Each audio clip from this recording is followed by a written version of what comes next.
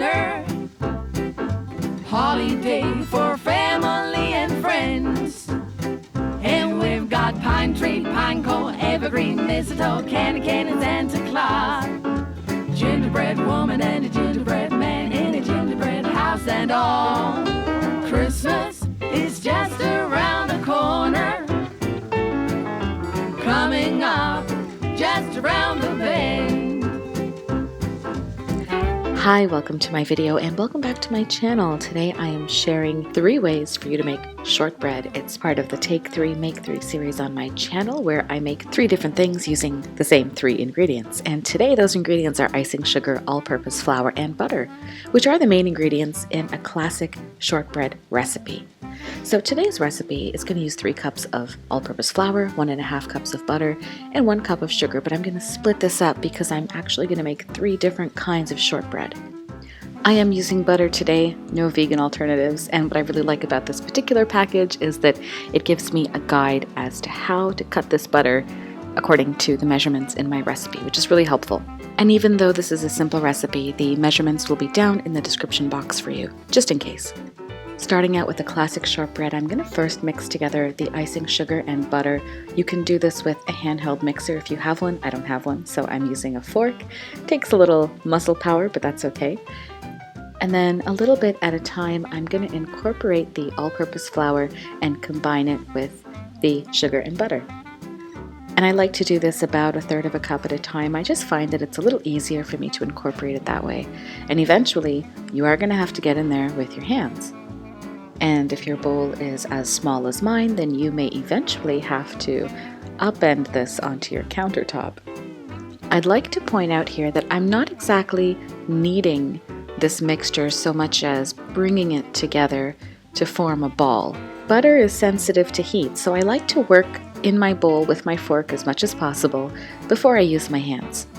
And I'm going to put that aside for now and show you the lemon shortbread, which of course uses the exact same ingredients plus lemon extract. And I want to point out that this particular extract contains alcohol, so if you would rather not use lemon extract, you can use a fresh lemon.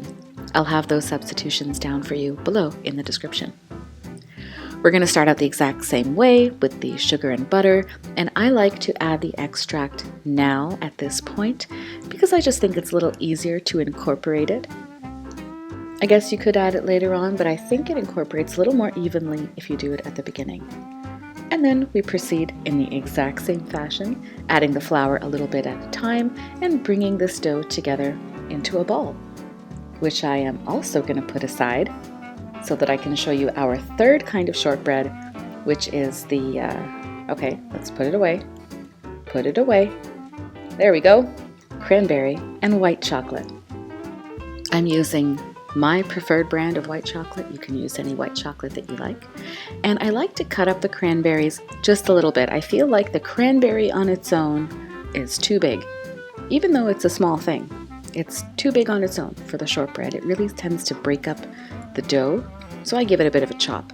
And I do the same thing with the white chocolate. I'm going to use half of this, so about 50 grams, and I'm going to, unwrap it if I can, and then chop it up into much finer pieces. And then I'm going to start combining my ingredients in much the same way that I did before.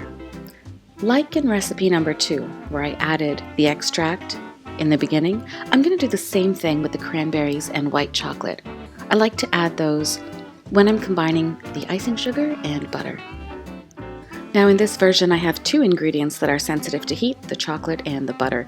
So as usual I'm going to try and work as much as possible with my fork because I don't want the heat from my hands to start melting the butter or melting the chocolate. Cold butter is what makes shortbread flaky and crumbly.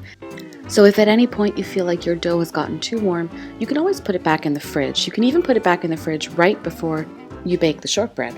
I'll show you what I mean. But for now, let me show you 2 ways that you can roll it out. I only ever roll out my shortbread and cut it into rectangles. It's just less effort, I suppose. So I like to either roll it out in a plastic bag, and that will give me a nice uniform thickness throughout, or I will sometimes roll it out between sheets of parchment paper, and that pretty much gives the same effect. You can fold the paper around the dough and roll it out, and that'll give you a uniform thickness as well. And as I mentioned, I only ever really cut these into rectangles, but you could of course use a festive cookie cutter. And I like to create these impressions with my fork for attractiveness, but also so that I can identify which shortbread is which. The only one I didn't bother doing that for is the white chocolate cranberry shortbread, because that one is pretty easily identifiable. And then these have to go into a hot oven at 325 degrees Fahrenheit. If you feel like they've gotten a little soft, you could put them in the fridge first for a little bit and then put them into the oven. And 12 to 18 minutes depending on their thickness. And we've got pine tree, pine cone, evergreen, mistletoe, candy canes, and Santa Claus. So I hope you enjoyed this Take 3, Make 3. I guess it's the holiday edition, the shortbread edition at least. And I hope you give this video a like and subscribe to my channel and share it with everyone that you know. And I will see you very soon in the next video. Okay, bye for now. For family and friends.